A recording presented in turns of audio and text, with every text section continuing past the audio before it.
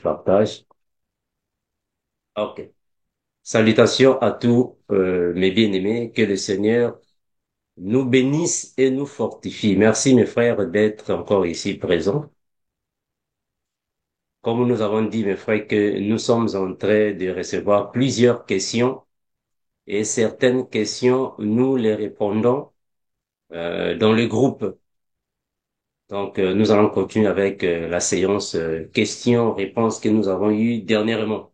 Mes frères, on va prier avant d'entrer dans notre séance. Prions au nom de Jésus.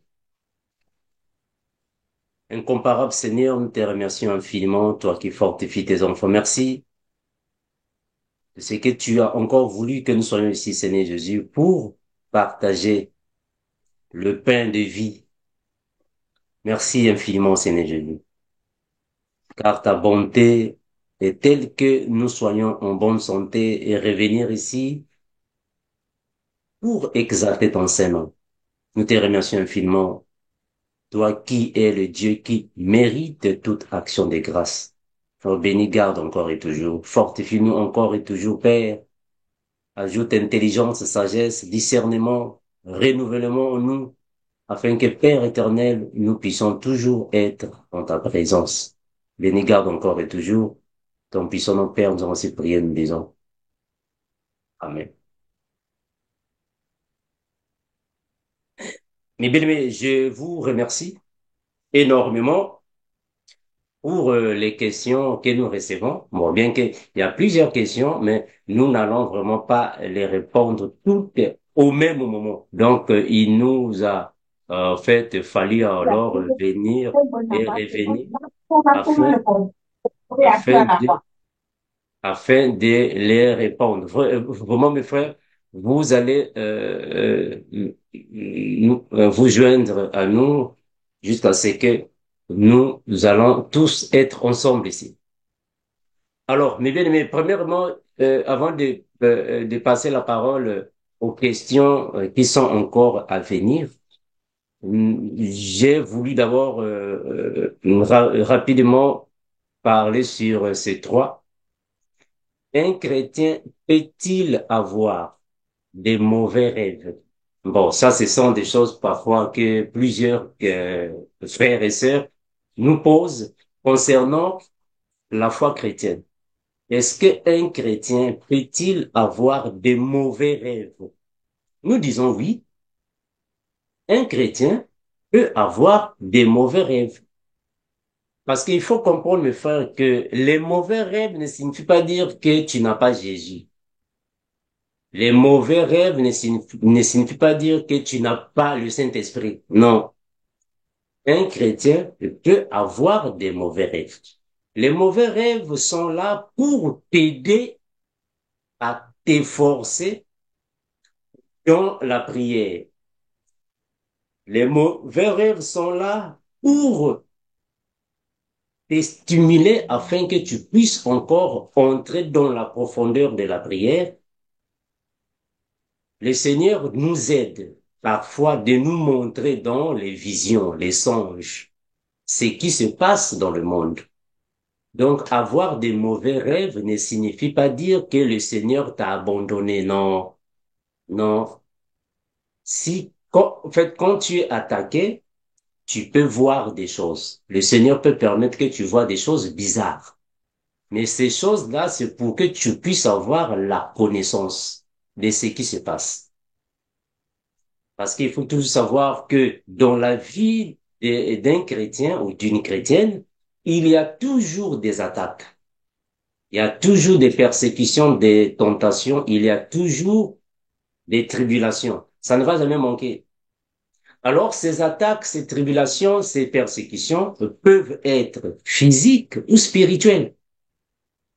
Mais dans toutes ces attaques, ces persécutions qui sont spirituelles, peut-être que tu ne vois pas, ou physiques que tu ne vois pas, le Seigneur peut permettre que tu puisses les voir dans ton sommeil, ou soit dans une vision, que tu puisses voir qui est en train de passer. Donc, avoir le mauvais rêve ne signifie pas dire, bon, le Seigneur ne te protège pas, non, non. Cela fait partie de la foi chrétienne. Ce n'est pas un problème à se préoccuper, mais surtout, c'est quelque chose qui te réveille pour t'élever et commencer de prier, commencer de mener ça alors dans la prière. Parce que mes frères, il faut comprendre que les prières ne sont pas seulement, frère Armando, est-ce que tu peux prier pour moi? Oui, c'est bon, c'est pas mauvais. La sœur Y, est-ce que tu peux prier pour moi? Oui, c'est bon, c'est pas mauvais. Le frère X, est-ce que tu peux prier pour moi? C'est bon. Mais quand même, étant chrétien, toi-même aussi à la maison, tu peux faire tes séances de prière. Toi-même à la maison, tu peux prendre quelques minutes, quelques heures de prière, quelques jours de prière. C'est ça un enfant de Dieu. Donc un enfant de Dieu n'est pas seulement bon. Moi je vais prier, bon, je vais rester là bras croisés, je vais seulement attendre le jour que nous sommes ensemble. Non, non. La Bible dit prier sans cesse. Donc la prière doit être une chose habituelle. Même à la maison, toi-même, tu peux prendre quelques jours de prière. C'est ça le chrétien. C'est ça la vie d'un enfant de Dieu. Toi-même à la maison, tu pries. Tu es seul à la maison avec ta femme, ton époux, les enfants. Priez à la maison. Priez à la maison. C'est ça la vie des enfants de Dieu. Le frère Caboret. Bon, je ne sais pas qui est en train de prendre les questions. C'est la sœur Edwige. La sœur Edwige, tu peux nous aider avec les questions? Oui, frère Amando. Voilà. Euh, nous donnons la parole à notre frère Caboret Philippe. Bon, merci beaucoup, euh, merci beaucoup, frères et sœurs. Merci beaucoup pour séance de questions et réponses. Aujourd'hui, je rends gloire à Dieu. Je vais avoir mon réponse concernant de ces questions-là. Oui. C'est-à-dire, bon, frère Amando, Mm. un chrétien qui se convertit à Jésus-Christ, est-ce que ce type-là, il peut rêver pour aller dans son propre pays? Parce que quand j'étais de l'autre côté, on m'avait dit, dans ton sens, quand tu fais rêve, tu t'en vas là où tu as été grandi, au pays là-bas, là où tu es né. Bon, c'est pas normal que tu rêves pour aller là-bas. Parce que quand tu rêves, tu t'en vas là-bas, c'est que il y a quelque chose qui ne va pas en toi. Bon, vraiment, mon frère, ces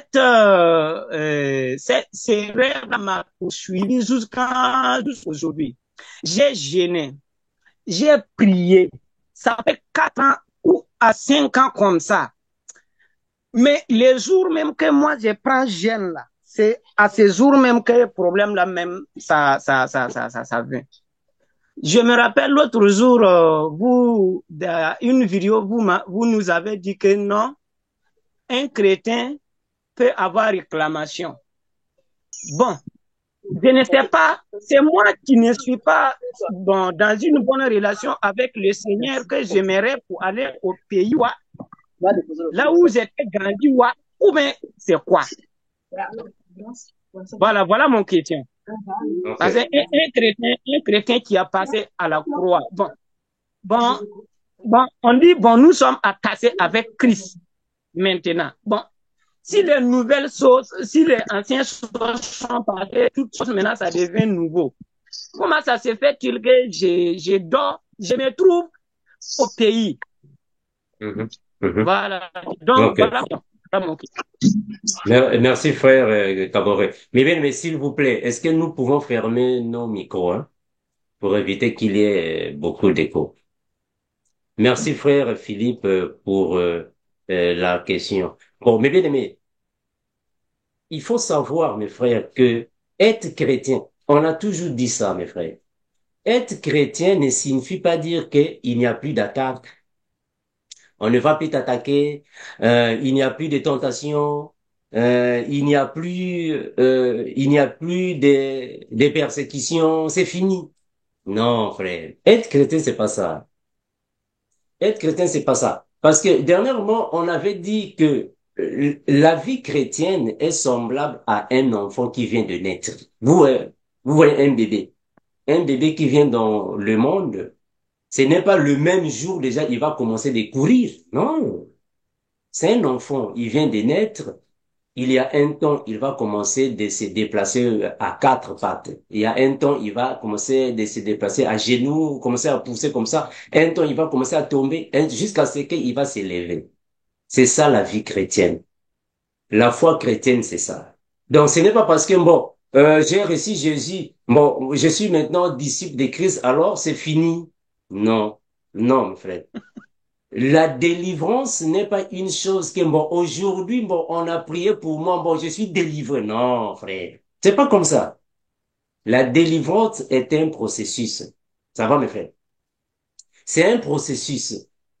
La vie chrétienne, c'est un processus. Voilà pourquoi le frère Paul l'a dit. Nous sommes comme des athlètes, nous courons. Est-ce que vous voyez, nous courons. Donc, nous ne sommes pas encore arrivés. Il faut courir. Mais pendant que nous sommes en train de courir, de courir, ce sont des mouvements que nous faisons. C'est ça la vie chrétienne. Donc ce n'est pas, bon, aujourd'hui, mon frère Armando, priez pour moi et je vais être délivré. Qu'est-ce que je vais faire? À la minute, tu es délivré, c'est fini. Non, cela va dépendre. Dieu ne travaille pas avec nous tous de la même manière. Même avec le Seigneur Jésus. Vous ne voyez pas quand le Seigneur Jésus faisait ses miracles? Il y avait des miracles spontanés, mais d'autres miracles, non, il fallait procéder à quelque chose d'autre. Donc, tu dors la nuit, tu te vois au pays. Oui, ce sont des mauvais rêves, c'est pas bon. Se voir au pays, c'est pas bon. Mais cela ne signifie pas dire que, bon, vraiment le Seigneur n'est plus avec moi, je suis resté seul, le diable va me massacrer. Non, frère. Non. Le Seigneur est avec toi, mais il te montre ce qui se passe dans le monde spirituel. Le Seigneur est avec toi, il est là pour t'encourager de continuer de persévérer dans la prière, dans la sanctification, dans la ferveur, l'ardeur, le zèle pour la parole. Mais si ce qui est vrai, ce sont des mauvais rêves. Ce sont des mauvais rêves. Quand tu es dans un autre pays, tu dors et tu te retrouves dans ton pays natal. Parce qu'il faut comprendre, mes frères, j'avais déjà dit ça dans plus de 2 vidéos. Il y a ce qu'on appelle par des réclamations. J'avais déjà dit ça. Donc, les réclamations, on avait déjà dit, ce ne sont pas seulement pour les païens. C'est-à-dire que ceux qui ne connaissent pas le Seigneur, non. Les réclamations peuvent être dans plusieurs dimensions. Il y a plusieurs façons. Aujourd'hui, si il y a quelqu'un qui t'a financièrement payé les études, ton mariage, les choses pareilles, si la personne est dans les sciences occultes, cette personne-là peut réclamer ce qu'il a dépensé pour toi. Il y a plusieurs formes, vraiment plusieurs formes. Vous savez que le monde spirituel est vaste. Il y a plusieurs formes. Et le Seigneur, comme il est tellement bon, qu'est-ce qu'il fait? Il nous fait voir, parce que il faut voir, il faut savoir qu'il y a une différence entre vision et rêve et songe. Il nous fait voir ce qui se passe dans le spirituel. Quand tu fais des rêves pareils, on comprend que dans ton pays, derrière toi, il y a des manipulations spirituelles qui se font. Parce que c'est pas bon. Tu es ici, tu te retrouves là-bas. Ça, c'est vrai, c'est pas bon. Il y a plusieurs choses négatives qui sont là. Mais toi qui es enfant de Dieu, ne te laisse pas terrasser pour ça. Bon, tu vas commencer à te faire des pensées. Non, tu es enfant de Dieu. Rappelez-vous que dans la Bible, le Seigneur va dire ainsi, ils te feront la guerre, mais ils ne te vaincront point. Donc, il y a la guerre qui est là. Il y a une guerre qui est là. Mais donc, c'est à toi de se tenir toujours à la brèche, toujours en face du Seigneur, en sa présence, intercéder pour ta vie. Donc, dans notre vie spirituelle, il y a des choses qui se passent. Les personnes méchantes font des choses contre nous. Mais le Seigneur qui est tellement bon, qu'est-ce qu'il fait? Il prend ces choses, il nous les montre dans les visions. Il va, regarde, ici, on est en train de faire ceci. On fait ceci contre toi. On fait ceci contre toi. Le Seigneur te montre ça dans la vision. Pourquoi? Mais pour que tu sois prudent, pour que tu sois au courant. Il y a même des personnes parmi nous que le Seigneur montre les personnes qui lui attaquent. Plusieurs personnes parmi nous, hein. Il est attaqué par des sorciers, des magiciens, des occultistes. Le Seigneur lui montre les personnes en question. Quand le Seigneur te montre tes ennemis, ce n'est pas parce que toi aussi tu les attaques. Non. Toi, tu es enfant de Dieu, tu ne peux pas les attaquer. Le Seigneur te les montre afin que tu sois prudent. Avec cette prudence, afin que tu puisses persévérer dans la prière. Toi, persévère, sois prudent. C'est ça, le Seigneur te montre ça. Donc, il ne faut pas te dire, oh, mais j'ai gêné, j'ai prié, j'ai lu la Bible, j'ai fait ceci, mais ça continue. Mais le Seigneur doit te montrer ça, afin que tu saches qu'est-ce qui se passe dans le monde spirituel. Mes frères, vous savez, bon, il y a des choses parfois que je n'aime pas trop dire ici, mais je vous l'avais dit une fois que, vous savez pourquoi on m'avait donné le nom de Kinanga. Kinanga signifie esclave. Vous savez, je suis né dans une famille là où la sorcellerie régnait. La sorcellerie était là. Alors, moi, j'avais l'habitude, chaque fois quand je me levais, d'aller prendre des choses dans le buffet. Vous avez le buffet de mes parents. J'ouvre les tiroirs, je prenais les choses. J'ouvre les tiroirs, je prenais les choses. Une fois, le Seigneur vient me montrer dans une vision. Je dormais. Je vois comme ça, j'étais en train d'ouvrir le tiroir. Je mets ma main et le tiroir s'est fermé. C'est-à-dire que ma main est restée là-bas bloquée. Je suis resté là-bas bloqué, coincé, mes mains, coincé dans le tiroir. Je poussais, je ne pouvais pas. Je me suis réveillé. Je dis, oh, qu'est-ce qui se passe? Je, je continuais de prier. Mais c'est mon frère, le pasteur Binel, qui m'a dit, petit, fais attention. Faut plus mettre tes mains là-bas. Il y a des choses qu'on a mis là-bas. Et effectivement, c'était ça. Donc, quand le Seigneur te montre les attaques dans une vision, ce qui signifie que dans le monde spirituel, ce sont des choses qui se passent. Mais il te montre ça afin que tu sois prudent, afin que tu continues de persévérer dans la foi. Continue de prier. Alors que cela ne te préoccupe pas. Oh, mais pourquoi ça pour non? Ne te préoccupe pas. Quand tu te préoccupes, tu vas t'affaiblir dans la foi. Ça, c'est le travail de Satan. Satan, lui, quand il t'attaque, il t'attaque, il t'attaque. Si tu commences à t'affaiblir. 2, avoir peur. C'est fini. Tu commences à te déséquilibrer. C'est fini. Quand le diable t'attaque, tu vas encore en profondeur. Tu vas en profondeur.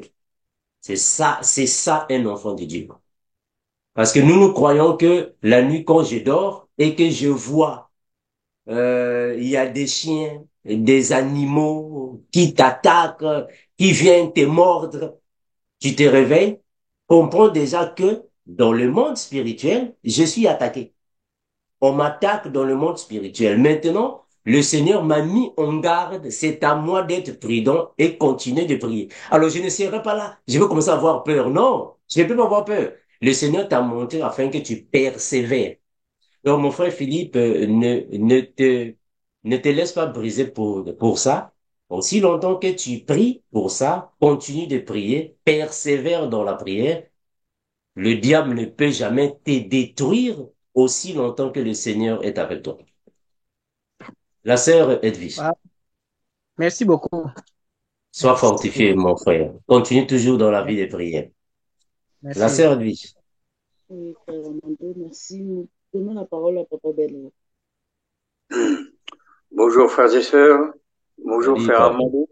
Gloire à Jésus. J'aimerais savoir si à l'inverse, il est normal qu'un chrétien ne fasse pas de mauvais rêves.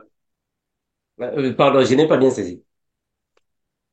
À l'inverse, est-ce qu'il est normal qu'un chrétien ne fasse pas de mauvais rêves? Ok. Bon, mes bien-aimés, je peux peut-être vous choquer par la réponse, mais c'est ce qui est vrai, mes frères, que faire des mauvais rêves n'est pas mauvais. Mais le Seigneur te met en garde de ce qui se passe. Alors, nous, quand nous dormons, la nuit, il y a des choses qui se passent dans le monde spirituel. Si tu n'arrives pas à voir ce qui se passe dans le monde spirituel, c'est pas mauvais. Mais ce qui est vrai, il est toujours mieux de voir ce qui se passe. Parce que celui qui voit ce qui se passe est plus prudent que celui qui ne voit rien. Parce que tu dors la nuit, si tu as réellement des attaques, alors toi, tu ne vois rien. Tu es moins avantageux par rapport à celui qui voit ce qui se passe. Donc ça, c'est la différence. Celui qui voit a plus d'avantages que celui qui ne voit pas. Parce que il y a toujours des flèches, hein, mes frères? Il y a des flèches qui viennent, hein. Le frère David en a parlé, hein.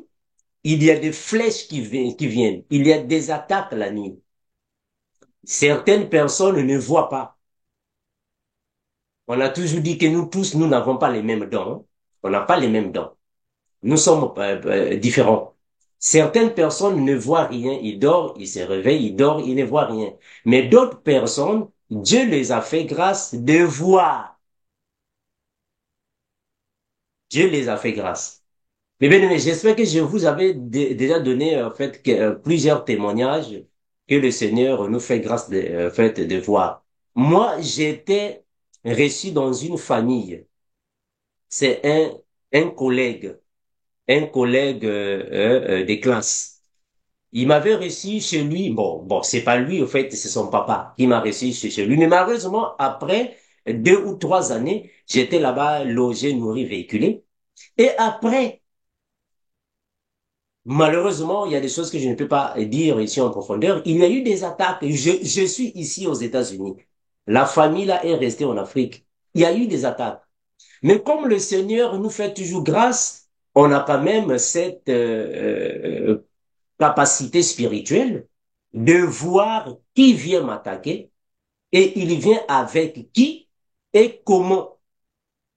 Je vois que c'est le monsieur en question avec son frère cadet qui viennent m'attaquer la nuit. Je le vois, tout ce qui se passe comme si c'était un poste téléviseur. Je vois tout et je me réveille, je commence à prier. Quelques semaines après, le monsieur est parti. Il est mort, il est parti. Donc, celui qui voit est plus prudent que celui qui ne voit pas. Parce que plusieurs chrétiens peuvent être attaqués, mais ils ne voient pas. Bon, qu'est-ce qui se passe? Ils ne voient pas. Mais d'autres voient. Mais attention, ce n'est pas parce que d'autres chrétiens ne voient pas et que ce sont des aveugles, non.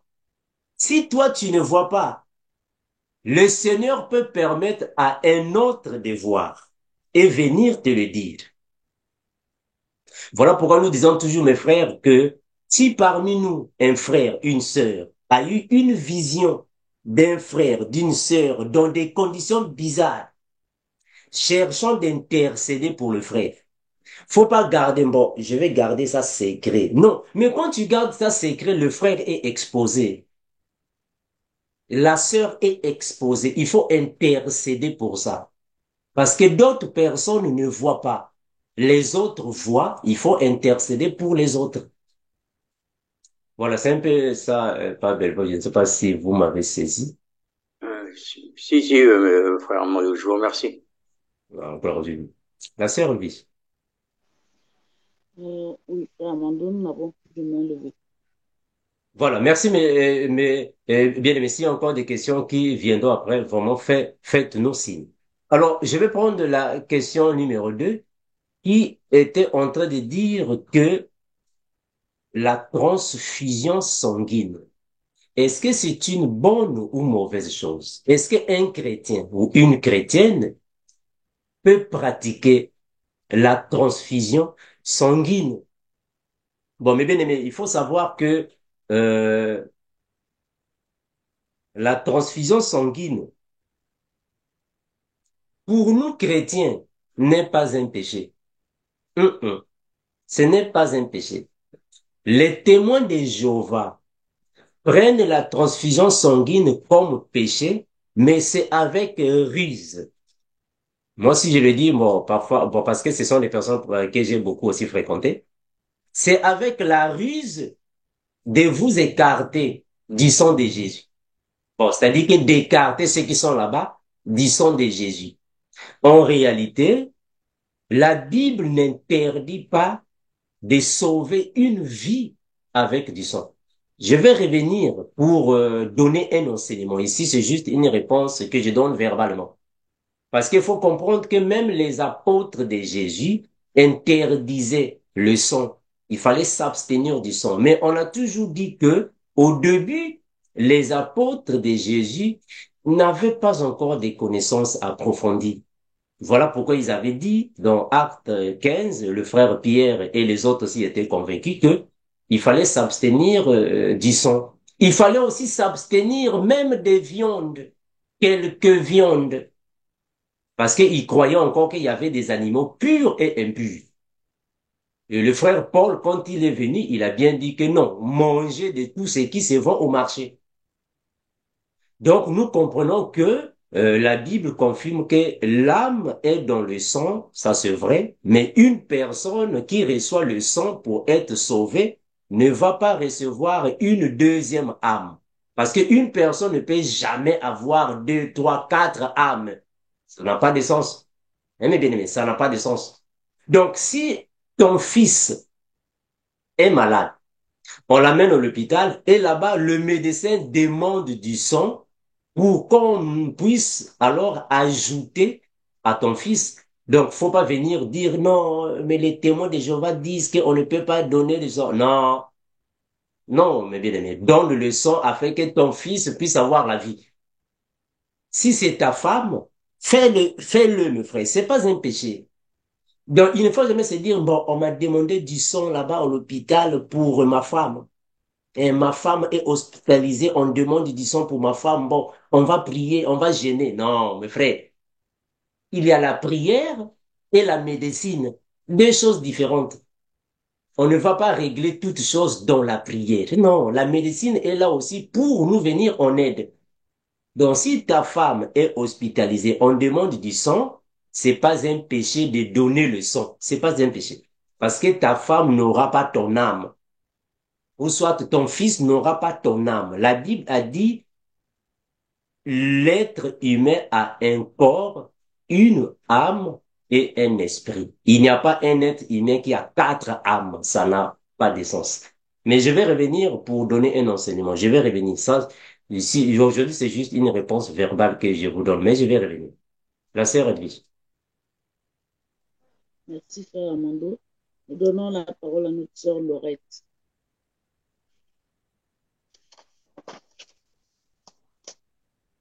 Shalom mes frères et sœurs.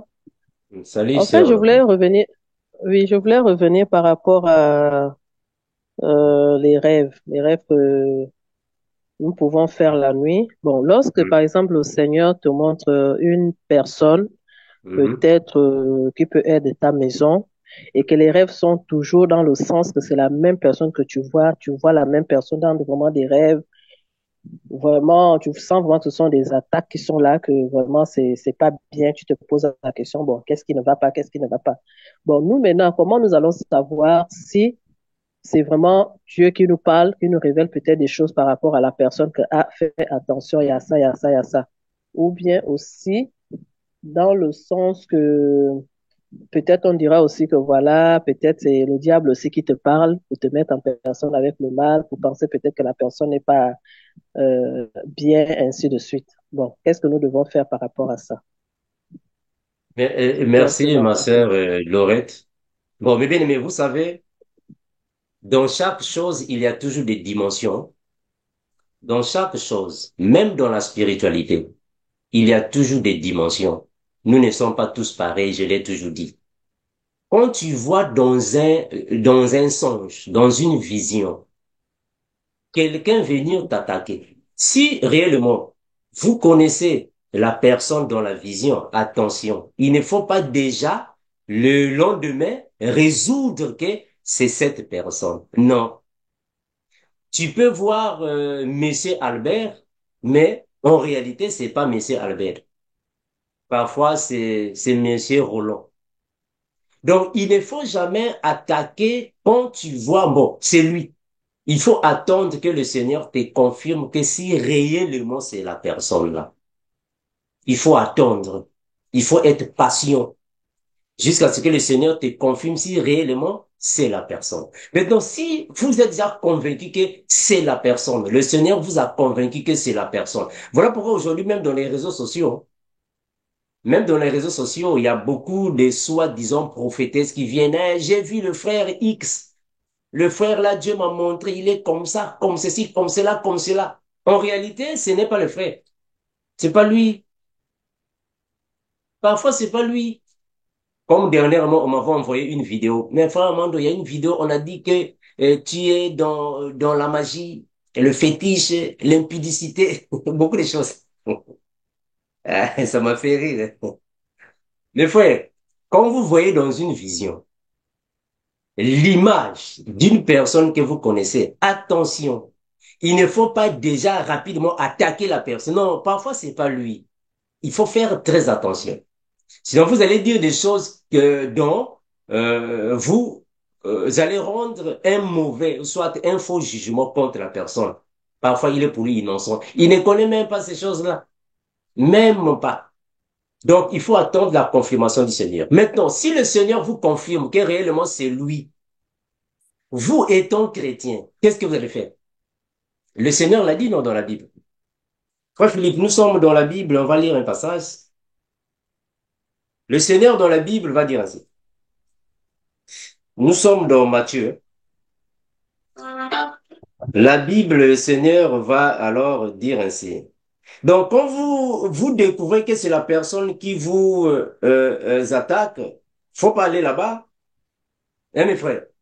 Faut pas faire comme faisaient l'autre là, nos parents. Moi, je me rappelle quand j'étais en Afrique, la manière que faisaient nos parents. Il dort la nuit. Le Seigneur lui fait grâce de voir ce qui se passe dans le monde spirituel. Il se réveille de très bon matin. Il va là-bas crier.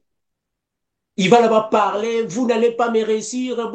Il va parler, dire là-bas beaucoup de choses. Parfois, ce n'est pas cette personne. Parfois, c'est pas la personne là.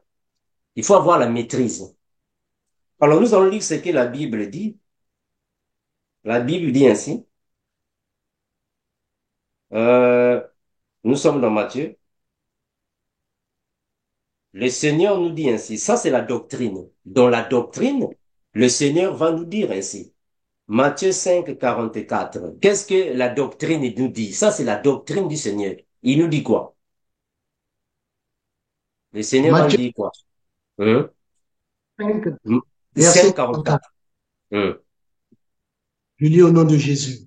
Mais Amen. moi, je vous dis, aimez vos ennemis, bénissez ceux qui vous maudissent, faites du bien à ceux qui vous haïssent, et priez pour ceux qui vous maltraitent et qui vous persécutent.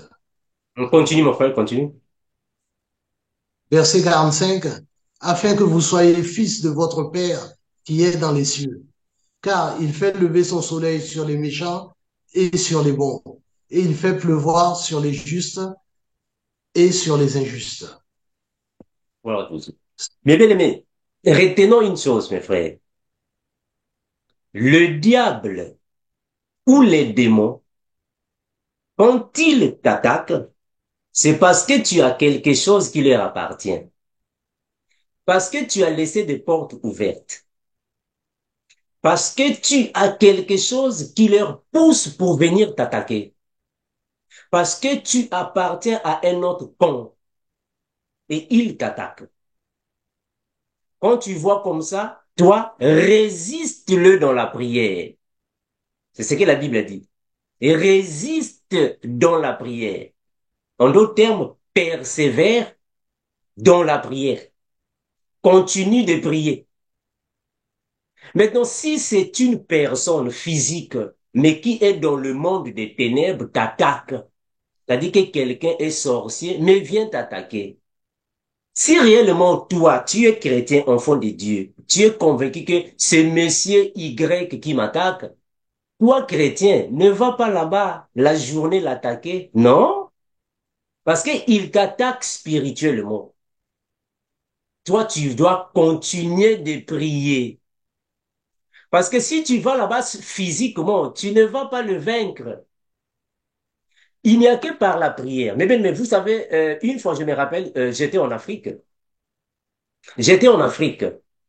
Je me rappelle, il y avait un grand. Bon, un grand dans le quartier. Il était très fort, le grand en question. Voilà. Donc, beaucoup de gens dans le quartier avaient peur de lui. Parce il avait la force, quoi, la force physique. Mais il avait un grand-père sorcier, un grand sorcier. Et le grand-père, là, faisait des massacres dans la famille. Et une fois, le grand en question qui avait la force est tombé malade. Ils sont partis voir le féticheur. Le féticheur lui a dit, toi, vraiment, il te reste seulement peu de temps, tu vas partir. C'est ton grand-père qui te fait ça. Quand ils ont quitté là-bas, c'est de chez le féticheur, il est parti physiquement menacer son grand-père. Je vais te taper, je vais te boxer. Il a fait fuir le grand-père la maison. Le grand-père a fui la maison. Il est parti. Il a fui la maison. Il a cassé sa maison consort. Mais frère, ça, ce n'est pas une solution d'affronter un sorcier. Non!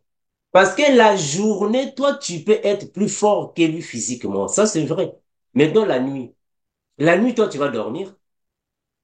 La nuit, toi, tu dors. C'est alors que lui, il vient. Alors que toi, tu dors. Donc, il ne faut jamais les attaquer physiquement. Non. Les sorciers t'attaquent. Les magiciens, moi, je ne sais pas comment est-ce que vous pouvez les appeler, les nécromanciens, tout cela t'attaque. Toi, la journée, ne l'affronte pas. Ton combat à toi, c'est dans la prière. Toi, c'est dans la prière. Tu dois te maintenir dans la prière. Voilà pourquoi le Seigneur a dit, à moi la vengeance.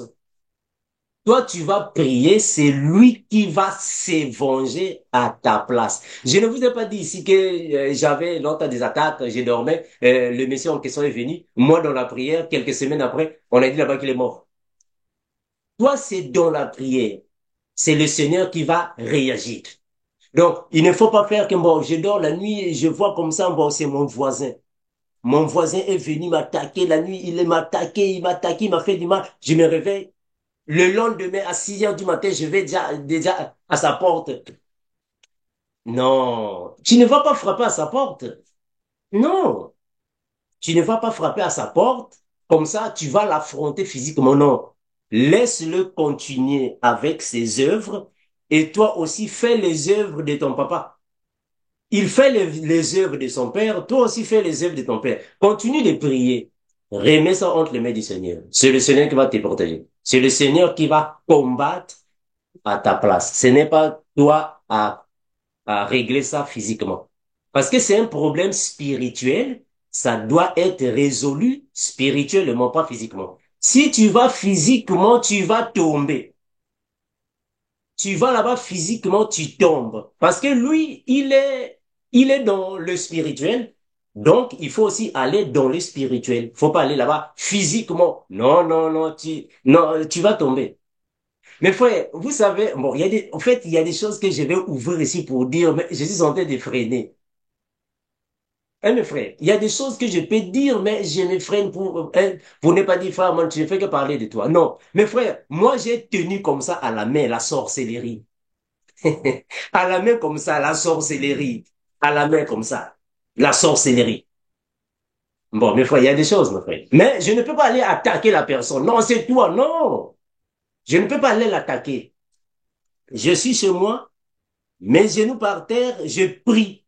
La prière, la concentration, la sanctification, l'obéissance à la parole. Quelles que soient les attaques, je me réveille, la prière. Ils peuvent attaquer, moi je continue dans la prière. Le Seigneur va résoudre ça. C'est fini, il va résoudre ça. Eh bien, mes bon, vraiment, que le Seigneur nous bénisse. Merci, ma sœur, pour la question. Le Seigneur nous fortifie encore. La sœur Edwige, Amen, amen, mon frère. Merci beaucoup. gloire à Jésus. Merci. Nous donnons la parole à notre frère Guy Philippe.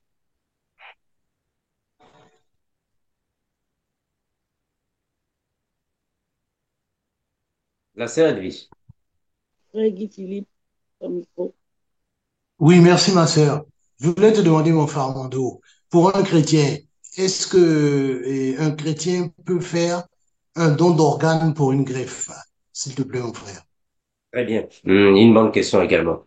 Bon, frère Philippe, merci pour la question. Bon, mes frères, vous savez, les aînés dans la foi, c'est-à-dire que, bon, quand le Seigneur était en vie, le Seigneur était en vie, également les apôtres sont venus, il y a des choses que le monde ne faisait pas. Mais aujourd'hui, il y a des choses qui se passent dans le monde par rapport à ce qui se passe, que nous voyons, les choses ont changé, l'alimentation a changé, parce que toutes ces choses proviennent de la mauvaise qualité des aliments. C'est la mauvaise qualité des aliments. Mais nous croyons que le Seigneur est là pour nous protéger. Le Seigneur nous protège et ainsi que le Seigneur nous évite de passer par plusieurs choses. Le Seigneur nous garde, le Seigneur nous protège, nous prévient de plusieurs choses. Mais si cela arrivait, est-ce que je laisserai ma femme mourir? Est-ce que je laisserai mon fils mourir? Puisque je n'ai pas une réponse précise, certes, convaincante, qu'est-ce que je fais? Je vais prier. Quand nous faisons face à des situations difficiles à résoudre, toi, enfant de Dieu, demande au Seigneur, Seigneur, qu'est-ce que je peux faire? Parce que je fais face à une situation difficile, je peux faire quoi? Mes frères, vous savez qu'il y a beaucoup de questions que nos frères nous posent, hein, mais on n'a vraiment pas des réponses à donner à des questions pareilles. On demande au Seigneur, mais qu'est-ce que je peux répondre à une telle question? Bon, une telle question, est-ce que je peux donner mon organe? Supposons que c'est ma femme, elle est à l'hôpital. Il y a un organe qui manque à ma femme, et moi j'en ai deux. Bon, il y a mon fils qui est à l'hôpital. Un organe manque à mon fils, moi j'en ai deux. Je ne sais pas, ceux qui ont des connaissances dans la médecine, je ne sais pas. Mais donc moi qui suis chrétien, qu'est-ce que je vais faire? Moi, en fait, à mon niveau, ce que je ferai, je dois prier. Je dois demander au Seigneur quelle est sa volonté. Qu'est-ce que je vais faire? C'est une situation qui est difficile, ça c'est vrai. Mais comme on n'a pas encore une réponse certaine, on demande au Seigneur. Ce que le Seigneur dira d'une manière, d'une autre, c'est ce que nous ferons. Ça va, Frère Philippe? Ce que le Seigneur nous dira, c'est ce que nous ferons. Mais sinon, on n'a vraiment pas une base doctrinale qui peut défendre à cela. Vraiment, il n'y a pas un exemple doctrinal pour répondre à une telle question. On ne sait pas. On doit remettre ça entre les mains du Seigneur afin que le Seigneur nous oriente, nous dise ce que nous pouvons faire. Ça va, frère Guy? Oui, de ce côté, j'ai compris, mon frère. Mais quand il s'agit d'un don anonyme, par exemple, et en cas de décès d'un chrétien, Non. Bon, là, c'est une option. Ça oui, va? c'est une... Voilà, c'est une option. Donc, voilà, très bien. Puisque c'est une option, ce n'est pas une urgence, une obligation, je garde ma position. Je garde ma position. C'est différent si c'est peut-être ma femme qui est à l'hôpital et on m'appelle. Et non, monsieur Philippe, votre fils est ici, venez ici urgemment. Et vous arrivez là-bas, bon, votre fils manque un organe, il faut donner. Ça, c'est un cas qui est différent avec une option. Voilà pourquoi j'ai dit que bon, dans des cas comme ça, puisque nous n'avons pas encore vraiment, on n'a pas un fondement doctrinal sur ça. Là, il faut demander au Seigneur sa volonté. Qu'est-ce que je peux faire? Ça va, frère Ricky? Ça va, merci, mon frère. Ça va. La sœur Edwige. Oui, frère, nous n'avons pas de main levée, ni dans le chat, nous n'avons pas de questions. Voilà, je vois la sœur Laurette. Est-ce que c'est déjà Non, c'est répondu? la même question. Oui, oui, Aussi, oui. Ok. Voilà. Mais, alors, on va alors procéder. La question suivante, c'était vraiment pour nos bien-aimés du Cameroun. Est-ce que, bon, je ne sais pas, bon, nos bien-aimés du Cameroun, il y a une question qui est posée ici, celle de savoir, est-ce que réellement dans une famille, là où il y avait des pratiques de la nécromancie, parce que je comprends que beaucoup de frères qui sont au Cameroun, qui appartiennent à la tribu, il y a une tribu là qui dit que quand une personne meurt, il faut prendre la personne, soi-disant le cadavre, aller mettre quelque part et prendre les ossements, le crâne, je ne sais pas. Ça, c'est quelle tradition, ça? Ça, c'est quelle tribu? La sœur Edwige. les Bamileke. Voilà, très bien, voilà, très bien, voilà. Les Bamileke, ok, merci, la sœur Émilie. Donc, on dit que les Bamileke, ils prennent le crâne. Si c'était en fait un papa, une maman, bon, quelqu'un comme ça, vous connaissez mieux que moi, il faut prendre le crâne et garder le crâne à la maison. Bon, c'est une coutume, une tradition qui vient des descendances déjà, il faut les pratiquer. Bon, maintenant, nous qui sommes déjà chrétiens, qu'est-ce que nous pouvons faire avec des situations pareilles? Est-ce que chrétien doit alors aussi, moi je ne sais pas si vous brûlez les personnes, vous prenez leur crâne, mettre à la maison. Bon, maintenant, toi tu es chrétien, tu es dans cette maison. Toi tu es chrétien, tu es dans cette famille. Bon, mes frères, vous savez, un chrétien, c'est quelqu'un que Dieu a pris du monde et il l'a séparé du monde. Le chrétien ou la chrétienne, c'est une personne qui était dans le monde et le Seigneur a eu pitié de cette personne. Il s'est converti, il s'est repenti. Le Seigneur le prend et le met hors du monde. Donc tout ce qui est dans le monde, tu ne peux même pas en faire usage. Attention, ce qui est dans le monde, c'est-à-dire que ce qui te pousse au péché. Hein, parce qu'il y a des gens parfois qui confondent, mais il y a aussi les chemises qui sont dans le monde, les voitures. Non, ce qui te pousse au péché. Donc, un enfant de Dieu ne peut pas être dans ces pratiques. Jamais. Un enfant de Dieu ne peut pas se mettre dans ces pratiques. Quelqu'un est mort de la famille, on va prendre son crâne et on va mettre le crâne à la maison. Hum, hum. Tu es chrétienne, tu ne peux pas faire ces choses. Et si on t'invitait dans une famille, bon, c'est votre famille, ne va pas là-bas. N'assiste pas à cela. Parce que ça ne correspond pas à ta foi chrétienne. Il y a des pratiques dans nos familles qui ne correspondent plus à nous qui sommes enfants de Dieu, nous qui sommes disciples de Christ. Quand il y a des pratiques pareilles dans un foyer, dans une famille, dans une tribu, si vous voulez, toi chrétien, éloigne-toi de là. Ne reste pas. Ne contribue pas à ça. Parce qu'il y a même des personnes qui disent, non, frère Amando, mais on m'avait dit d'envoyer de l'argent.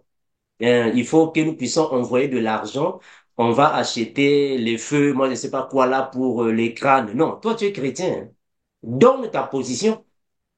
Mes frères, moi je suis né dans une famille protestante. Mon père, mon défunt père, diacre protestant. Ma mère, diaconesse protestante. Né protestant, grandi protestant. Mais quand j'ai connu la vérité de Christ, quand j'ai connu la vérité de Christ, affranchi par le Seigneur, j'ai dit religion protestante, bye bye. Je suis parti. J'ai quitté là-bas. J'ai quitté parce que c'est le Seigneur. Ce n'est pas bon, c'est la famille. C'est papa et maman qui sont là-bas. Non, toi tu es chrétien. Tu gardes ta position, la foi chrétienne. Quel que soit, non, c'est mon père qui était. Non, non, tu es chrétien. Tu gardes la position. Donc, on ne peut pas être dans ces pratiques. Ce sont des pratiques de la nécromancie. Donc, faire les choses pareilles, tu deviens nécromancien sans le savoir. C'est à partir de là qu'il y a alors possession des esprits mauvais. les esprits de divination et autres. Donc, un enfant de Dieu ne peut pas être là. Voilà, mes bien-aimés, ça, ce sont les questions que nous avons reçues. On peut prendre ça dans l'Ancienne Alliance ou la Nouvelle Alliance. La Bible en parle. Si vous pouvez lire à la maison, Ésaïe chapitre 8, frère Guy, Ésaïe 8, 19. Ésaïe chapitre 8, le verset 19 nous parle de ça. Dans l'Ancienne Alliance et la Nouvelle Alliance, ce sont des choses interdites.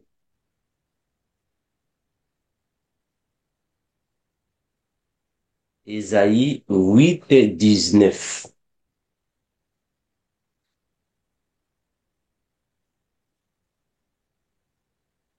Ésaïe 8 au verset 19.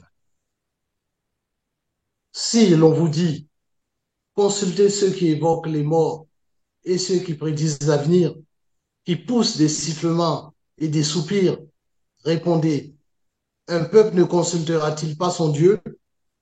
S'adressera-t-il pas aux morts en faveur des vivants? Voilà, Jésus. Lévitique 20, verset 6. Frère Guy, Lévitique 20, verset 6. Lévitique 20 Le au verset verset 6. 6.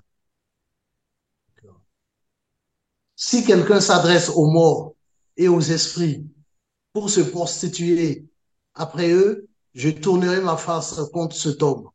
Je le retrancherai du milieu de son peuple. Oh, Jésus. Nous sommes dans la Nouvelle Alliance. 1 Thessaloniciens 1, 9. 1 Thessaloniciens 1, 9. 1 Thessaloniciens 1, 1, 9. 9.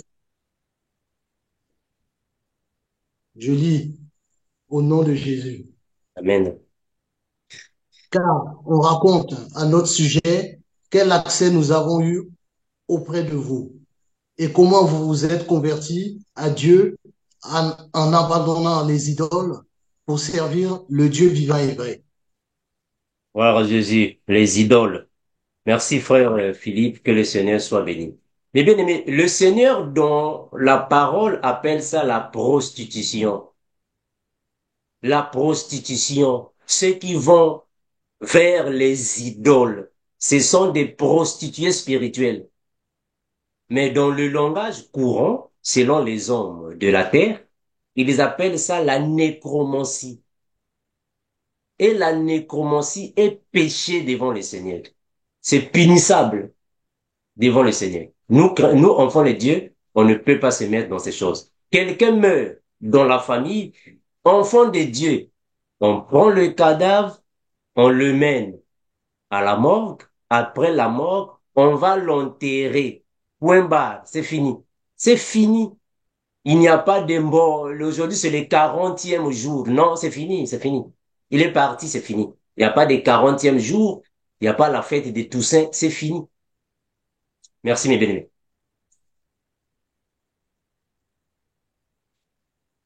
La sœur Elvis. Oui, frère Amando, il y a la sœur Maria qui, dans le chat, pose la question de savoir si un chrétien qui a un problème de santé peut faire de l'insémination in vitro, le FIV, Hmm. l'insémination artificielle. Bon, la sœur Elvis, je n'ai pas bien saisi hein, la question, pardon. Un Dans chrétien le, qui a un problème de santé, une chrétienne qui a un problème de fécondation, est-ce qu'elle peut faire l'insémination artificielle? voilà. Une chrétienne qui a un problème de fécondation, ça va. Mais euh, des enfants de Dieu, non? Des femmes, non? Des servantes de Dieu dans la Bible qui ont eu des problèmes de fécondation, non? Donc ça, c'est un cas qui peut être résolu bibliquement. Une sœur en Christ qui a un problème de fécondation, ton médecin, le Seigneur, point barre, point barre. Il faut prier, demande au Seigneur de te donner les enfants. Donc, il n'y a pas, il faut aller à l'hôpital, faire bon, non, non, non. Ça, ce n'est pas conseillé pour un enfant de Dieu. Ça, quand même, la Bible en parle. On a eu beaucoup de sœurs dans la Bible qui étaient stériles, mais se sont confiées à l'Éternel et ont eu des enfants. dont le Seigneur peut le faire. Nous disons non à cette pratique. Merci, sœur Elvie. Sœur Maria, j'espère que tu as eu ta réponse. Nous donnons la réponse au frère, à Papa Belvo. Frère Mando, j'aurais voulu savoir, dans le cas du décès d'un défunt, est-ce qu'on peut faire poser une pierre tombale sur sa tombe en tant que chrétien? Voilà, gloire à Dieu. Merci pour la question. À moins que c'est moi qui vais peut-être mal en fait comprendre. Je crois que quand la personne meurt et avant d'aller enterrer la personne, il faut organiser la place. C'est ça, non? Organiser la place, c'est ça? Non, non, en fait, je voulais savoir si au-dessus de la tombe, on pouvait faire poser une pierre tombale. Vous savez, c'est une pierre où on inscrit le nom de la personne, ce genre de Non, choses. non, on mettrait, mais ça c'est l'autre là, non, ça c'est une loi, non, qui est donnée à partir de l'autre de la mairie. Je crois que c'est ça, non, à moins que ça dépend des pays. Mais sinon, quand quelqu'un meurt, bon, je ne sais pas, en fait, il y a un service de l'État, non, qui s'en occupe. Il faut écrire, puis aller mettre là-bas, c'est ça, non? À moins que ça Non, dépend des pays. en fait, la question, Hmm. parce qu'il y a des personnes qui le font par tradition, une Ah, ok, personne, ok. une personne décède, Hein? euh, on le met en terre, Mhm. euh, et au-dessus de sa tombe, on met une pierre de granit où il inscrit son nom, son prénom, Mhm. etc. Je voulais savoir Mhm. si c'était permis. Mais il faut d'abord comprendre que il y a bon ça vraiment ça va dépendre des pays. Voilà pourquoi j'étais en train de dire ça. Bon, je prends le cas d'ici, des États-Unis. C'est moi un exemple. Ici aux États-Unis, quand il y a un décès, il y a en fait quelqu'un meurt, on prend la personne, il faut acheter la place, il faut aller d'abord à la mairie. C'est la mairie qui vous vend la place et c'est la mairie qui vous vend le matériel. Il faut acheter les choses que vous allez mettre là-bas. Alors, avec les choses qui seront mises là-bas, il faut écrire le nom de la personne parce qu'il y a tout un comité qui prend soin de ça. Il faut écrire la personne et qui il est mort, à quelle date, et on va mettre là-bas. Si c'est dans ce sens administratif, c'est pas un péché. Parce que c'est ce que l'État a dit. Mais si c'est dans le sens de la tradition, ah là, ça pose problème. Mais si c'est réellement dans le sens de l'autorisation de l'État afin de faire le contrôle, non, là, c'est pas un problème. Le mal, si vous partez là-bas pour faire vos cultes, pour adorer, et chanter, faire ça de la sorte que ça soit une tradition, là, ça devient mauvais. Et vraiment, là, ça devient mauvais. Mais si c'est dans le sens administratif, non, c'est pas mauvais. Pas belle. Je ne sais pas si c'est dans le même sens que nous partons. Pas vraiment, parce qu'en fait, Hein. OK. Mhm. en Afrique, Mhm. on cimente, on cimente la tombe OK. Mhm. et on peut mettre une stèle au-dessus. Ah, très bien. Vraiment. Je vois ça. Voilà. Mais Tradition au fait, que certains font et que d'autres ne font pas. non, très bien. Au fait, c'est ce que j'étais en train de dire. Bon, on prend le cas de l'Afrique. En Afrique, quand quelqu'un meurt, bon, à moins que vous soyez là-bas dans les villages, là-bas au fond dans les villages, là où il n'y a pas de contrôle. Mais ceux qui sont dans la ville, quand quelqu'un meurt, il faut enterrer la personne. Mais au cimetière, il y a aussi l'autre là, non? Il y a un département de l'État, non, qui prend soin des cimetières, non? C'est ça, non? Frère Anissé, frère Anissé, tu vois ce que je suis en train de dire? Il y a quand même Oui, un département de l'État, non, qui prend soin de l'autre du cimetière, non? C'est ça, non? ça dépend. Il y a des cimetières qui sont privés. Ah, Il y a des voilà. cimetières, il y a des cimetières qui sont par famille, tout ça. Mais moi, je pense que ça, c'est personnel. C'est Ok. personnel, de faire ce qu'il veut, en fait. Voilà, c'est C'est ça. pas, Hmm, dépend de la ok. famille. Voilà. Bon, en fait, si vous le faites de la manière traditionnelle, ah, ça, c'est différent. Mais si c'est dans le manière administrative, comme je disais, parce qu'il y a des cimetières qui sont aussi contrôlés par l'État. On ne va pas prendre seulement la personne comme ça et on va le déposer, puis la déposer, puis on rentre. Non. Il y a quand même des procédures à faire. S'il y a des procédures à faire, donc, sur la pierre, il faut mettre le nom, parce qu'il y aura un contrôle de l'État. Bon, je disais que si réellement c'est dans le sens de la tradition, là nous disons que c'est pas bon, parce que pour nous, quand une personne meurt, c'est fini. Il n'y a aucune tradition à faire. C'est fini. La personne est partie, on l'enterre. Fini. Ça, c'est différent. Mais si c'est d'une manière administrative aussi, c'est aussi différent. C'est un peu ça, au fait, que je voulais dire. Bien que, je ne sais pas si je vais dans le même sens de la question avec, en fait, pas Belvaux. Non, merci, frère Armando. Hmm. La sœur Edwige. Oui, frère Amando, si vous permettez, je voulais revenir sur la question de la sœur Maria qui Hmm. parlait de l'insémination. C'est vrai que dans la Bible, nous avons des cas de stérilité comme celle de Sarah, Rachel, la prophétesse Anne et tout, Hmm. qui sont dans la prière. Mais tant qu'un frère a un problème de maturation et qu'à l'hôpital, euh, il a un problème de maturation au niveau de, De ses organes. de, de ses, de ses spermes. Hormones, les hormones, les hormones. Hmm. Donc, et que l'hôpital demande, par exemple, d'extraire et puis de faire une insémination à la dame, puisque lui, il a un problème de potentialité et tout. Est-ce que c'est faisable pour nous autres chrétiens? Bon, mes bien-aimés, j'étais en train de répondre presque la même question avec le frère Philippe, le frère Guy Philippe. Il y a des choses que le monde a connues ou connaît qui n'ont pas existé dans le passé. Mais, certes, il y a certaines opérations que nous, enfants de Dieu, nous pouvons éviter. On peut éviter ça.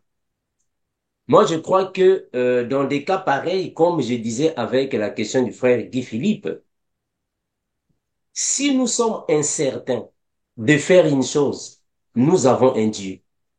Demandons au Seigneur. Il peut répondre à toutes choses. Nous avons un Dieu. Si l'hôpital est incapable de résoudre un problème, nous avons un Seigneur.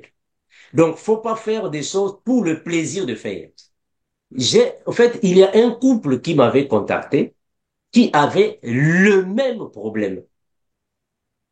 Le même problème. Le couple en question a fait le même problème 2 fois. Ils ont fait ça la première fois. Ça n'a pas tenu. Ils ont fait la deuxième fois. Ça n'a pas tenu. Et ils m'ont appelé, on a parlé, on a prié, on a mis la Bible sur place. Laissons que le Seigneur fasse les choses à notre place, certaines choses. Ne forçons pas les choses. Moi, je peux donner un conseil dans le sens de ne pas le faire. Ne pas procéder à ça. Remets ça entre les mains du Seigneur et laisse le Seigneur agir. Parce qu'il y a des choses que nous pouvons éviter aussi. Laissons ça entre les mains du Seigneur, le Seigneur dira quelque chose. Parce que quand on va prendre la sémence d'un homme, on va mettre ça quelque part, bon, l'enfant là va grandir biologiquement ou d'une manière, bon, je ne sais pas, chimique. On ne sait pas à la longue qu'est-ce que ça va donner. C'est ça aussi, il faut aussi voir ça quand on parle des choses là, des hormones. Bon, il faut voir aussi ça, mes frères. Laissons au Seigneur parfois de régler certaines choses, mes frères. Moi, je vous dirais de ne pas le faire. Laissons le Seigneur faire ça. Priez, le Seigneur parlera. Voilà, c'est l'unique chose que je peux dire, bien aimé. Mais sinon, je ne conseillerais pas ça pour moi, mes frères. Non. La sœur Edwige. Merci, frère Amando. Nous donnons la parole à notre sœur Christiane. Bonjour, mon frère Armando. Je vais poser une question. Une femme, comme on est en train d'en parler, qui adopte un enfant, est-ce que c'est un péché? Une femme qui adopte un enfant. Ouais, adopter un enfant. Ils ne peuvent Euh, pas avoir des enfants, mais ils veulent l'adopter. non, non, adopter un enfant n'est pas un péché. D'accord. Une femme peut adopter, un homme peut adopter, c'est pas un péché. C'est Donc, pas un adopter, péché c'est pas un d'adopter, péché. non. D'accord, merci. Voilà, on peut adopter un enfant, ça, c'est pas un problème. Voilà, mes bien-aimés, voilà, j'espère que la sœur Edwige. Nous n'avons plus de main levée. Euh, je crois que la main de la sœur Laurette, c'est l'ancienne main. Oui, je viens de lever la main, ma sœur. Ah, ok, à toi la parole, ma sœur. Ok, frère Armando, je voulais Oui. rebondir par rapport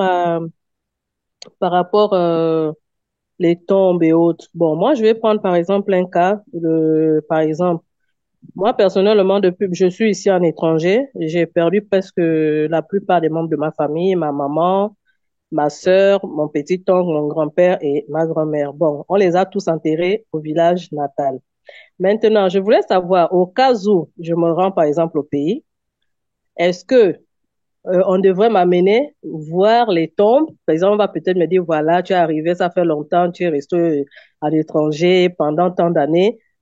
Toute ta famille, ta maman, tout le monde, on les a enterrés ici. Bon, quelle doit être mon attitude étant donné que, bon, en tant qu'un enfant de Dieu, et parfois aussi, on pouvait m'appeler pour dire, voilà, les tombes sont dans les herbes, il faut essayer de désherber, il faut, voilà, voilà, voilà, ou bien, bon, qu'est-ce que nous devons faire par rapport à ça? Est-ce que ce jour, je devrais ignorer, ou bien je devrais aller voir peut-être que, ah, c'est là où on a enterré telle personne, ma tante, ma grand-mère, ainsi de suite, et puis voir et partir sans pourtant rien faire, parce que déjà la Bible nous interdit. Ou bien quand on me demande, par exemple, il faut venir débroussailler, il faut peut-être payer quelqu'un qui va venir essayer de désherber au niveau des tombes, tout ça là. Qu'est-ce parce qu'on a toujours tendance à m'appeler depuis ici mon oncle pour me dire non, voilà, il faut envoyer de l'argent, on doit désherber, tout est dans le noir, il y a les herbes, tout, tout, tout, tout, tout. Parfois, bon, je ne réagis pas, je dis bon, non, je cherche toujours une excuse. Ou bien parfois, je dis non, tu sais, moi, je ne suis plus dans ces choses, connaissez ma position, voilà, voilà, voilà. Donc, je voulais un peu avoir aussi ton avis par rapport à ça. Bon, mes bien-aimés, en fait, merci pour ces questions, mes frères. Mes frères, vous savez, j'étais en train de dire que il y a des choses que nous, étant disciples de Christ, nous pouvons éviter. Nous, éviter de faire. Mais nous sommes ici sur la terre. Ici sur la terre, il y a l'État qui est là. C'est comme si je donnais un exemple aussi à moi ou à une autre personne qui vit dans de tels pays là où c'est l'État qui contrôle les cimetières. Si réellement c'est l'État qui donne cet ordre qu'il faut débroussailler, bon, vous avez votre tombe qui est là-bas. Vous débroussaillez. L'État dit vous débroussaillez et c'est fini. Mais si cela n'est vraiment pas une loi, une chose plutôt optionnelle pour vous, ne vous sentez pas en fait concerné ou soit obligé de chercher alors peut-être aller embellir, parfois mettre des fleurs. Les gens vont parfois exagérer dans ce sens-là. Si c'est une chose, bon, je quitte l'étranger, je viens, bon, je veux savoir là où ma mère a été enterrée. Bon, quelqu'un parmi nous peut avoir ce sentiment. Bon, déjà pour moi, je ne peux pas. Parce que, bon, on l'a enterré, il ou elle est parti, c'est fini. Mais si quelqu'un a ces sentiments, moi, je veux quand même par curiosité. C'est pas mauvais. Par curiosité, je précise. Par Mhm. curiosité, C'est pas mauvais. Mais faut pas que cela soit pour toi, c'est comme si un lieu qui est peut-être sacré, comme font les autres, bon, c'est sacré là-bas, c'est comme si, non. Si par curiosité, vous pouvez le faire. Bon, moi, pour moi, moi, je n'irai pas là-bas. Parce que je sais que maman n'est plus là-bas, papa n'est plus là-bas, ils sont partis, ils sont plus là-bas. C'est dans ce sens-là. Mais sinon, c'est une option. Ça dépend de chacun. La doctrine de Christ ne nous permet pas et ne nous interdit pas de ces choses. Ce que la doctrine interdit, c'est d'être en contact avec les morts, avec ces personnes qui sont parties, d'être en contact avec eux. Mais si c'est seulement pour aller voir par curiosité et revenir à la maison, c'est pas un problème. Mais si c'est pour aller là-bas, alors mettre sa foi là-bas, faire des pratiques, des cultes, moi je sais pas. Bon, c'est ça qui est mauvais. Bon, maintenant, supposons qu'on a enterré quelqu'un dans un cimetière privé. Je donne un exemple. Vous avez enterré une personne chérie de la famille dans un cimetière privé. Il faut savoir que dans le cimetière privé, on paye de l'argent. C'est payant. Et si c'est l'État qui contrôle ces cimetières, là, vous serez obligé d'aller là-bas payer afin d'être nettoyé. Au cas contraire, vous pouvez avoir des amendes. Alors, pour éviter cela, il faut débroussailler. C'est dans ce sens que j'étais en train aussi de répondre à la question du frère, de Papa Belvaux. Est-ce que c'est l'État administratif ou non? Parce que regardons d'abord, nous qui sommes tels que dans des pays, des pays un peu pareils. Bon, vous êtes à Paris. À Paris, vous enterrez votre parent dans un cimetière public ou privé, mais qui est contrôlé par l'État. Ah, là vraiment, il y a des ordres, des lois qui se donnent. C'est différent quand vous allez enterrer quelqu'un au village, là-bas, au fond, fin là-bas, vous creusez et vous mettez la personne, vous couvrez, c'est parti. C'est quand même différent. C'est comme si ici, non, quelqu'un meurt ici, par exemple. Quelqu'un meurt en Allemagne, dans les pays pareils. Alors, il faut transférer le corps en Afrique. Moi, je ne sais pas, dans les îles, je ne sais pas où. Ah, il faut payer de l'argent. Alors, vous n'allez pas dire, bon, la personne est déjà morte, on n'a rien à payer. Non, il faut payer de l'argent parce que l'avion va le transporter. Voilà pourquoi j'étais en train de dire, si c'est l'État qui est en train de contrôler ces cimetières-là et qu'il y a des lois que l'État a mis en place, ah, il faut venir débroussailler, il faut payer pour que ça soit clean. C'est dans ce sens-là, ma sœur Laurette. Mais dire qu'aller là-bas pour Amen. des adorations, des cultes, c'est ça qui est mauvais. Ça va, mes sœurs? C'est ça qui est mauvais. Ok, merci mon frère. Merci, ma sœur. La sœur Edwige. Frère Amando, nous n'avons plus de main levée. Merci, mes bien-aimés. Nous allons nous arrêter par ici.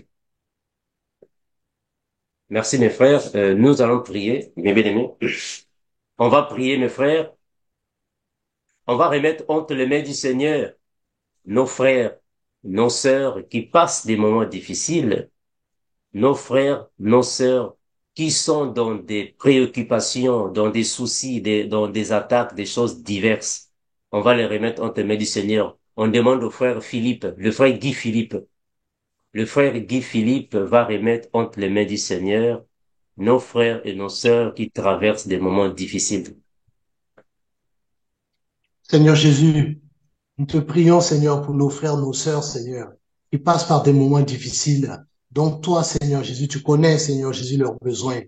Oh Dieu, nous crions à toi, Seigneur, parce que nous savons, Seigneur Jésus, que tu n'as pas changé, tu es toujours le même hier, aujourd'hui, éternellement. C'est toi, Seigneur Jésus, qui agis, Seigneur. C'est toi, Seigneur Jésus, qui change, Seigneur Jésus, les circonstances. Oh Seigneur, merci, Seigneur, d'agir, Seigneur, dans leur vie. Que, Seigneur Jésus, tu sois, Seigneur, la seule solution, Seigneur, pour eux. Nous te demandons, Seigneur, de poser tes mains, Seigneur, sur les parties malades, Seigneur, de ceux qui sont souffrants. Te demandons, Seigneur Jésus, oh mon Dieu, dans ta bonté, Seigneur, de faire grâce, Seigneur, et de permettre, Seigneur Jésus, que ces frères, ces sœurs, Seigneur, qui passent par la maladie, Seigneur, puissent retrouver la guérison. Afin que cette guérison, Seigneur, soit un témoignage, Seigneur, pour l'Église, un témoignage vivant, Seigneur. Seigneur, nous te prions également, Seigneur, de secourir, Seigneur Jésus, ceux, Seigneur Jésus, qui sont, oh mon Dieu, faibles, Seigneur. Seigneur, fortifie-les. Merci, Seigneur Jésus, également, d'intervenir, Seigneur, dans le cas, Seigneur Jésus, de chaque personne, Seigneur, de, Seigneur, solliciter, Seigneur Jésus, oh mon Dieu, la grâce, Seigneur Jésus. Nous te demandons, Seigneur Jésus, également, oh Seigneur, toi qui n'as pas changé, Seigneur, toi, Seigneur Jésus, qui est la réponse, Seigneur, à tous les besoins. Oh Jésus, de permettre, Seigneur, que leur foi, Seigneur Jésus, ne défaille pas, parce qu'ils passent, Seigneur Jésus, par des épreuves. Mais, Seigneur, qu'ils puissent, Seigneur Jésus, oh Jésus, s'approcher à toi, Seigneur. T'avoir pour appui, Seigneur. Méditer ta parole, Seigneur. Et, Seigneur Jésus, garder, Seigneur, confiance à toi. Parce que nous savons, Seigneur Jésus, que tu vas intervenir. Béni soit ton Seigneur, Père. Dans le nom de Jésus, nous avons prié. Amen. Gloire à Jésus. Merci. Nous demandons à la sœur Edwige. La sœur Edwige va prier pour nos sœurs qui traversent des moments aussi difficiles dans le mariage, dans le foyer, à la maison. Nos sœurs qui cherchent des solutions, mais n'en trouvent pas dans ce monde. Que le Seigneur les assiste afin qu'elles soient réellement affermies par la foi et guéries par le Seigneur. La sœur Edwige. Éternel, tant de Père, merci Yahweh, nous voulons te dire d'abord merci. Merci de nous avoir accordé le souffle de vie. Père éternel et tout-puissant, merci d'avoir permis cette rencontre et d'avoir, Seigneur, pris, Seigneur, autorité, d'avoir pris en charge, Père éternel, cette rencontre.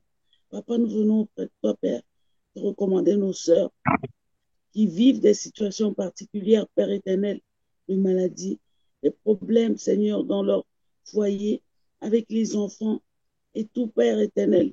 Tu connais la situation de chacune de nos sœurs, Père.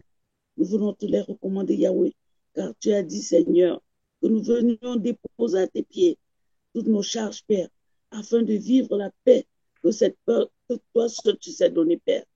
Yahweh, nous venons implorer ta miséricorde, Papa, afin que, Seigneur, ton regard se tourne vers nos bien-aimés, afin que, Seigneur, tu puisses les soulager. Toi qui bénis, qui garde et qui protège, Père éternel et tout-puissant, nous venons te les recommander, Papa. Nous savons que ta main n'est pas courte pour les atteindre, Père. Papa, daigne retourner ton regard vers elles. Daigne, Seigneur, soutenir et fortifier nos sœurs, Père, Papa, chacune dans la situation qu'elle vit, Père éternel et tout-puissant. Sans oublier les frères aussi, Père éternel. Yahweh, Papa, tu sais, Père, que la femme, Seigneur, celle de Proverbe 31, a beaucoup de charges sur ses épaules, Yahweh. Daigne, Père éternel et tout-puissant. Bénis, Père éternel, les fortifier, les exorcer, les seigneurs, que tu puisses aussi, Seigneur, assister celles qui sont malades, Père éternel et tout-puissant. Restaurer, Seigneur, celles qui ont des problèmes, Père éternel et tout-puissant.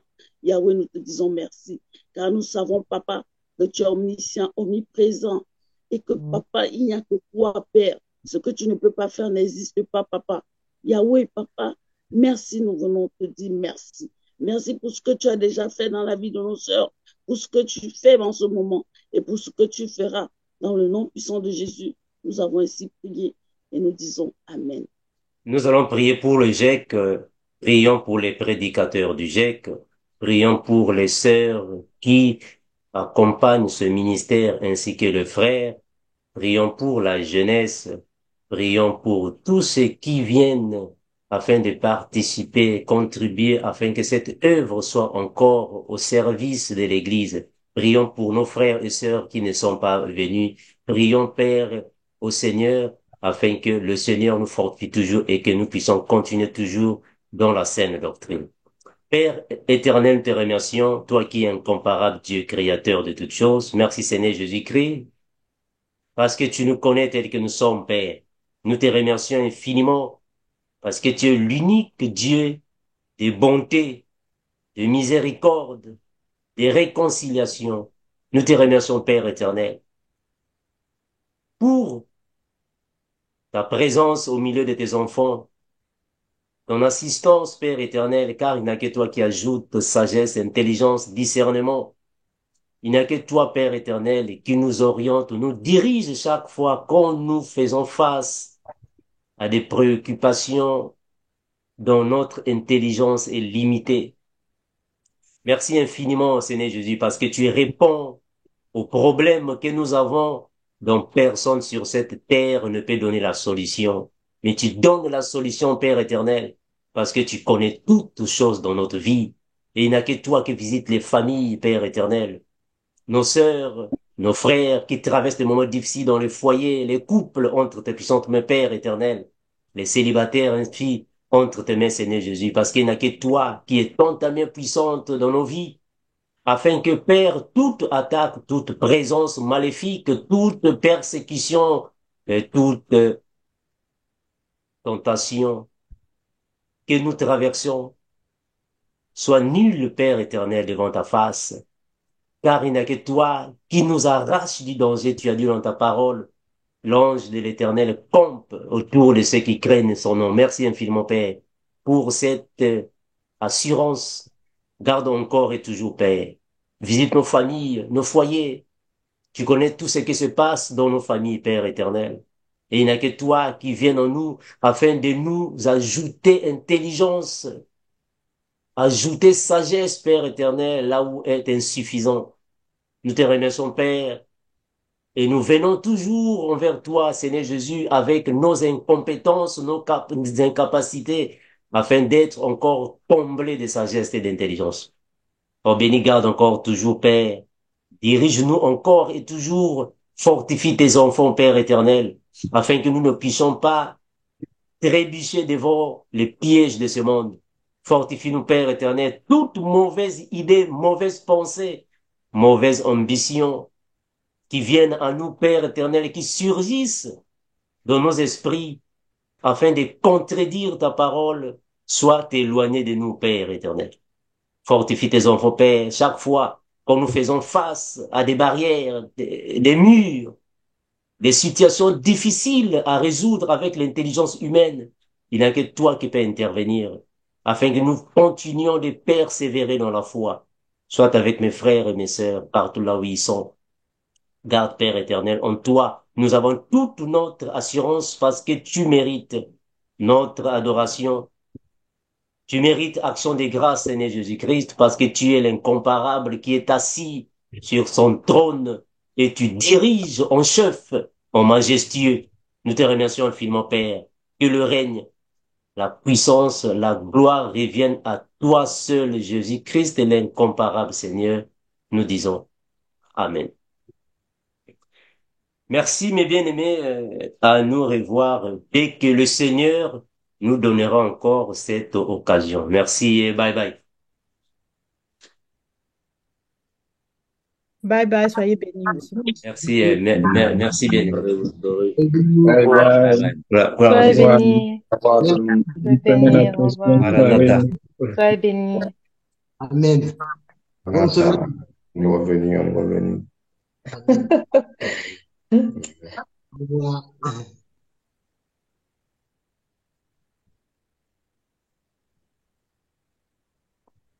Merci. Bye bye.